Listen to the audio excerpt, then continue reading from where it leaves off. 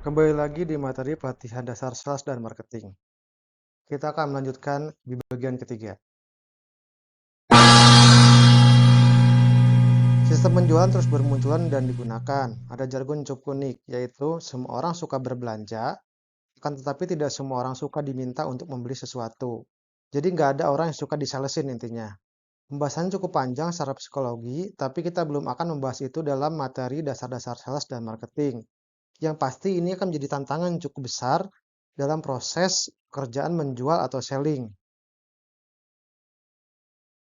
Metode sales cukup banyak di sini. Saya akan mencoba untuk mengambil yang paling esensial atau penting saja. Pada kolom pertama ada outbound selling versus inbound selling, kemudian solution selling, conceptual selling, dan customer centric selling. Di sini garis besarnya adalah kerangka konsep-konsep penjualan yang dapat dilakukan oleh seorang sales agar dapat melakukan penjualan. Sedangkan pada kolom kedua ada spin selling, need selling, snap selling, dan medic. Sebenarnya ini lebih ke arah kerangka penggalian informasi, pemetaan kebutuhan, kriteria penentu keputusan membeli, dan PIC penentu keputusan membeli. Tapi sebelum menerangkan semua metode sales selanjutnya, ada suatu prinsip penting dalam menjadi seorang sales, yaitu kita harus yakin dengan apa yang kita jual. Keraguan adalah sumber kegagalan menjual.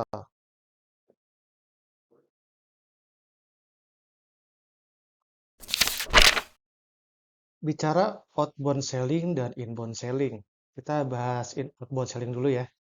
Outbound selling atau penjualan keluar adalah strategi penjualan di mana sales melakukan kontak pertama atau kontak keluar dengan prospek atau calon customer. Dibandingkan dengan inbound selling yaitu dengan menarik prospek dengan konten, iklan berbayar atau strategi masuk lainnya atau strategi inbound lainnya. Kita untuk outbound selling itu kenalnya kegiatan nyales lah. Cold call alias telepon nawarin barang atau bikin janji adalah contoh klasik dari strategi outbound selling. Tapi tim sales modern juga menggunakan email dan metode komunikasi lainnya. Di sini fitur yang menentukan adalah pada outbound ini perwakilan penjual atau sales itu keluar menghubungi prospek terlebih dahulu. Nyambung dengan pembahasan marketing sebelumnya ya. Di sini marketing dan sales benar-benar tercampur karena dilakukan di saat yang bersamaan. Di sini biasanya penggalian informasi, pemetaan pasar, sampai closing bisa dilakukan bersamaan. Pokoknya campur aduk. Nah, beda lagi dengan inbound selling. Atau singkatnya follow up lead. Di mana customer yang datang ke kita sebagai perusahaan. Namun jangan salah, outbound selling juga masih sangat berguna. Apabila kita masih benar-benar buta atau belum tahu sama sekali tentang target penjualan kita. Lanjut ke inbound selling nih. Kalau tadi kita bahas outbound selling. Inbound selling adalah metode penjualan yang menceritakan pengalaman pembelian bagi customer yang mencari perusahaan. Sales inbound fokus mempelajari kebutuhan dan permasalahan customer. Ada 3 fase, yaitu fase kesadaran bahwa dia itu ada kebutuhan, kemudian mempertimbangkan, dan dia datang ke kita. Kemudian ada keputusan, apakah kita bisa bantu dia atau enggak.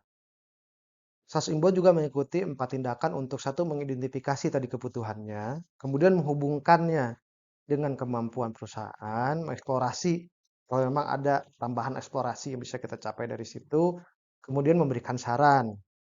Pada tahap ini, upaya-upaya marketing sudah dilaksanakan sehingga menghasilkan lead. Kunci pertama adalah respon time atau seberapa cepat kita bisa melakukan follow up. Seperti maksimal respon 1 jam setelah lead masuk, berapa waktu sampai confirm, kita bisa memberikan quotation, dan lain-lain.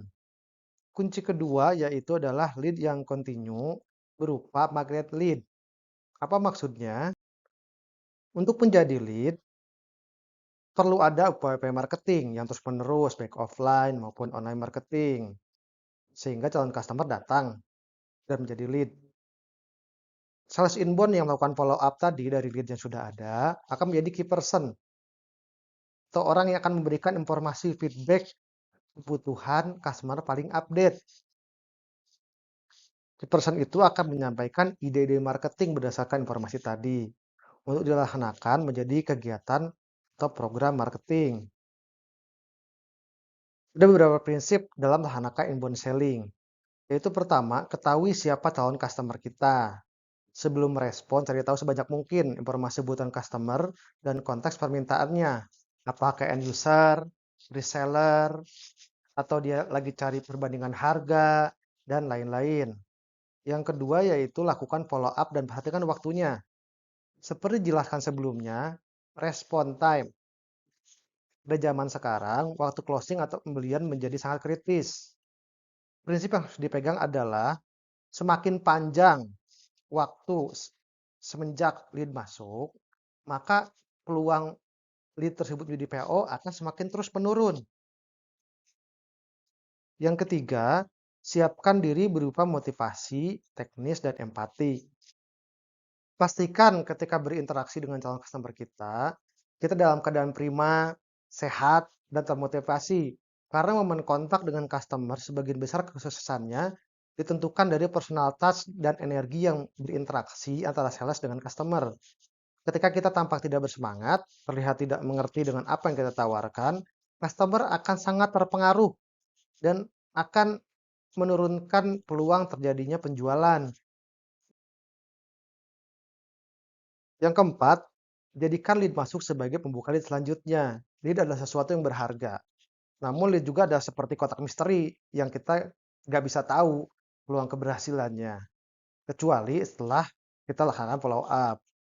Seorang sales tentu saja mempunyai target terikat dengan waktu, maka harus ada usaha lebih lanjut untuk memperbesar peluang mencapai target, yaitu jadikan lead yang masuk sebagai pintu masuk mendapatkan lead lanjutan dari tempat yang sama, sehingga waktu yang diperlukan untuk follow up, visit, negosiasi, dan lain-lain kan lebih sedikit dengan pembelian yang lebih banyak dari tempat yang sama.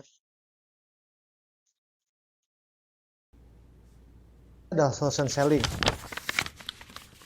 Solution selling dikembangkan pada tahun 1975 oleh seseorang yang bernama Frank Watts. Dia memperkenalkan metodologinya ke dunia usaha pada tahun 1980-an. Solution selling adalah proses penjualan yang mengidentifikasi kebutuhan customer dan menyediakan solusi produk atau layanan kepada mereka. Daripada berfokus pada fitur dan manfaat, solution selling dipusatkan kepada kebutuhan prospek kita. Yaitu apa tujuan dan poin kesulitan mereka, masalah dan tantangan apa yang mereka hadapi, kemudian apa hasil yang dapat menyelesaikan kebutuhan mereka. Menjual solusi berarti bersikap empati dan tetapi tetap praktikal, tetap praktis. Hal terbesar yang perlu diingat tentang solution selling adalah kita pada akhirnya menjual dua hal kepada customer kita. Pertama, solusi kita akan menghilangkan masalah mereka. Dan yang kedua, mereka itu atau customer kita berinvestasi atau membayar pada solusi yang akan memberikan nilai yang nyata dapat dirasakan dan dapat dibuktikan seiring berjalannya waktu. Jadi pada intinya apakah harga yang customer bayar itu sepadan dengan solusi yang kita jual ke mereka. Kuncinya adalah pertama, pahami customer kita. Yang kedua, pahami produk kita. Jangan jual fitur, tapi jual solusi. Di sini yang paling penting adalah kemampuan berpikir. Jadi, kalau kita paham customer, kita juga harus paham produk kita. Bagaimana cara kita berpikir dan menghasilkan solusi. Itu yang paling penting. Untuk pembahasan konseptual selling dan customer centric selling akan dilanjutkan di video selanjutnya.